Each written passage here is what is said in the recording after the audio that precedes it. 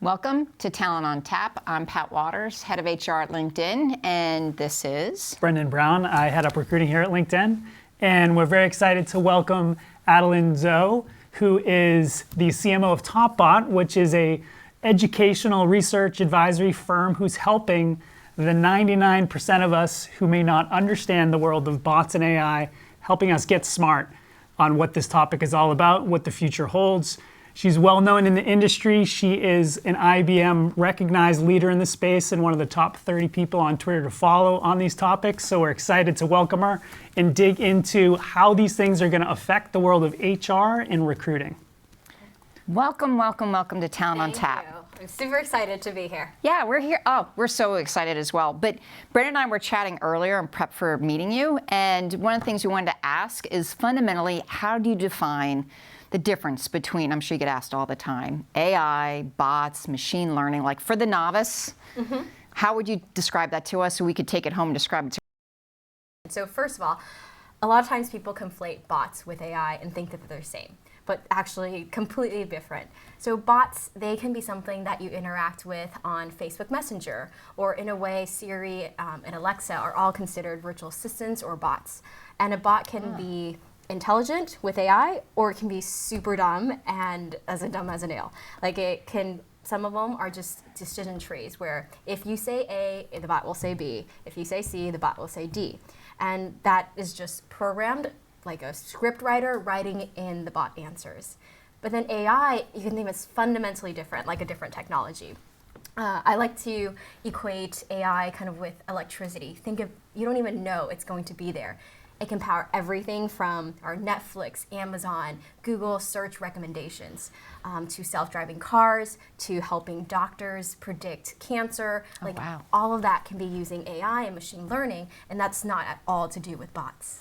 So what's the difference? I hear machine learning and then I hear AI. Are they one and the same, or are they actually different? So machine learning is a way, like a kind of algorithm way to understand and to do AI. Got it. A lot of AI is powered by machine learning.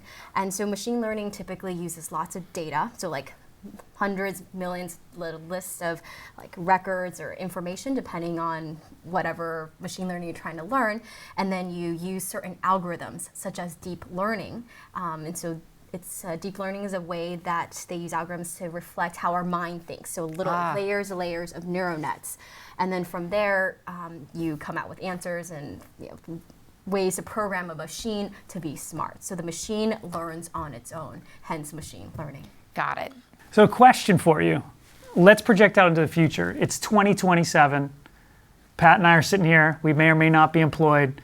What's going on in the world of HR and in recruiting? Describe that world for us. Yeah, what would be disruptive? Like, go out there. Yeah. So one, that's only 10 years away. But 10 years, if you look back 10 years in the past, we've come so far. So in 10 years, I think everyone's going to have a personalized way of finding a new job. And then on the company side, a lot of the historical things with recruiting will change. Companies will know when you're ready for a new job and reach out to you proactively. When you apply for a job, you might not even meet a recruiter until much later in the process. You might do a phone or video interview, and it will all be completely computer automated. You'll schedule your interviews, a system, a robot will do it for you, so it could be through chat or voice, and then only after that will you actually meet somebody at a company. And then the company probably will know before you even join if you're the right person or not, because they have a whole system looking at the back and knowing based on who you worked with in the past, who you're connected with, all of that will all be completely automated. But the one thing that will still stay the same is there will definitely still be a human element of it.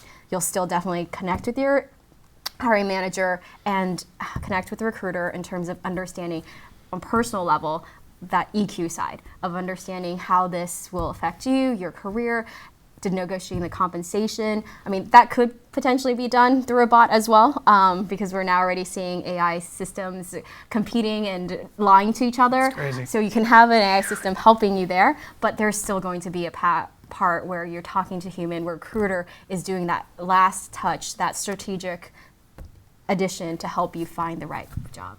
Identifying people to hiring people, what do you think people should be doing to either understand what's happening prepare, or is it even too late to prepare? Is this stuff already happening? Let's talk about kind of where the world of recruiting is today and maybe do some myth busting and some advice giving. I would say in terms of recruiting, like every part of the recruiting process can be enhanced with AI. From sourcing to the interview process to actually retaining talent, there is a component for predictive analytics for people to understand and for machines to help enhance a recruiter's job. Adelyn, give us some advice on what are the most important things a recruiting team should be investing in right now to get ready for what's happening. So I'd say first, depending on the size of the company and how many people they're recruiting. So for example, if you are a McDonald's or like have huge staff that you're recruiting constantly, there are different parts that you might find most time consuming. So from a strategic point, figure out where is the huge bottleneck within your organization. So if you are having a lot of time finding the talent, the sourcing part, then I would say look into the tools that will help you source. So there are tools that will help figure out and identify candidates before you even know that they are looking for a job, based on how often they have new recommendations on LinkedIn or how many times they speak at conferences, so that you can identify better candidates there. If you have lots and lots of candidates you're screening, I think one of my favorite examples is video interviews now. Oh, I love that. Video interviews, and AI will screen those for you, so you don't have to go through hundreds of hours of video interviews. They'll literally look at the different points of your face and identify how often this person smiles, how often this person scowls, and determine if that person's ready to be a customer service rep or is better for a back office. Wow, so there's psychology behind that then. Psychology, There's yes. a lot of psychology. And what do you think a recruiter should be doing today in terms of, should they be refining their process? Should they be out there looking at tools and tech and startups? What should they be doing to build some sustainable advantage or sustainable career trajectory for themselves? So a recruiter, so one of the first things that a machine typically does is do the rote, boring things that a recruiter probably hates doing. Anything from like the boring paperwork, the scheduling, all that. Most of that is what is going to be automated first. So that then of course leaves more of the EQ stuff, the interesting parts of a recruiter's job.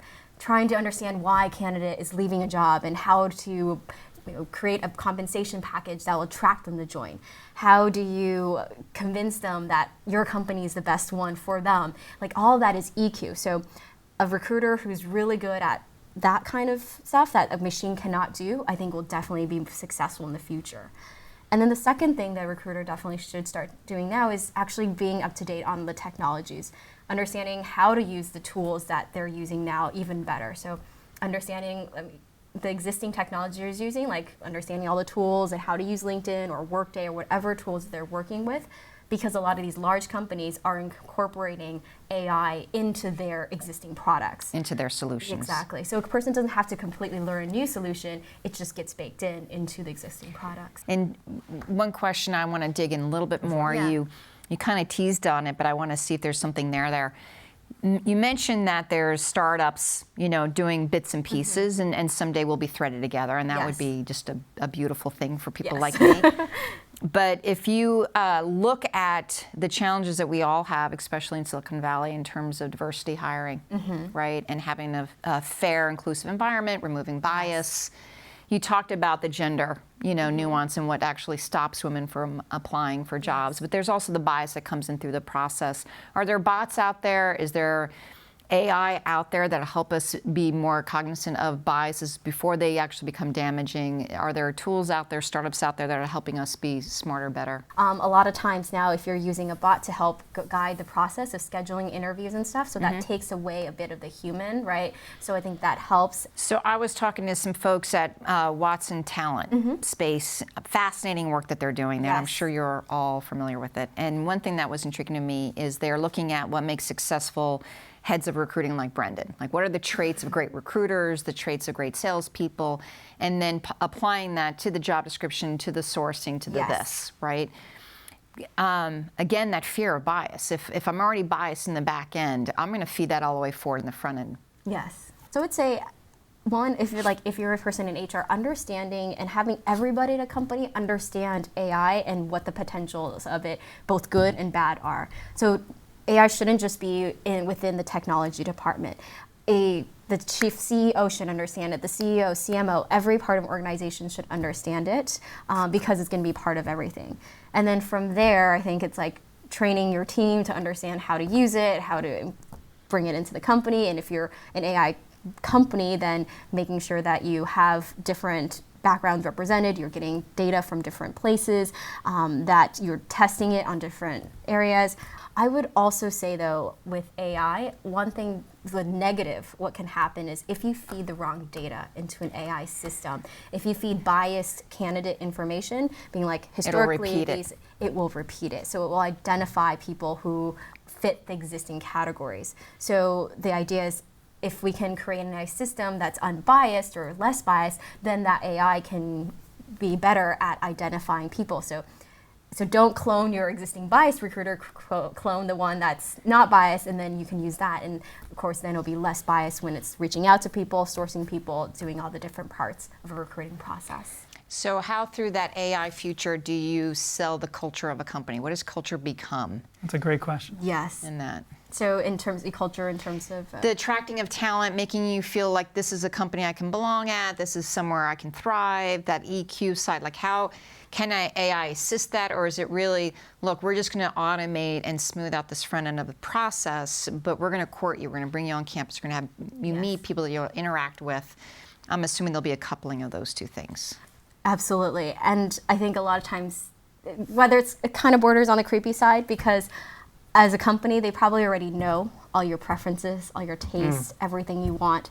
I mean, marketers already know like where you want to travel. So I get chocolate cupcakes when you invite me to your campus. Yes. Because I like chocolate cupcakes. They'll have that ready for you. They know like your mom's like favorite, I don't know, or your dog's name, and they know what you like. That's a little creepy. It can be definitely creepy. So I think it depends on how creepy of a company you want to be, but that information is already out there. Should we be thinking about buying that type of data from companies so I can know that? I mean, you could probably know that today, right? You could know in comes Adelyn, we know that she likes to do the following 10 things with her free time. She likes yoga, she's got 10 dogs. Do you think that will that make its way into sort of this hyper-personalized world, do you think, in the workplace? It definitely can, and I think it depends. It depends on the company and how sophisticated they are.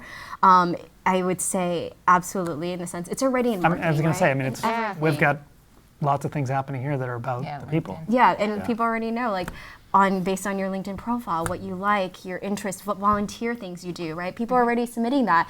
And so if you know that that person loves that kind of volunteer activism, you might reach out proactively more to those people because they're more likely to join you because they believe in the cause. And recruiting becomes even more personalized than it is now. In parallel, and you touched on it earlier, but in terms of all the conjecture around what's going to happen in the future of recruiting in other industries, but specific to recruiting, what should someone be doing in terms of, in addition to understanding about AI, should they be investing time in other skills?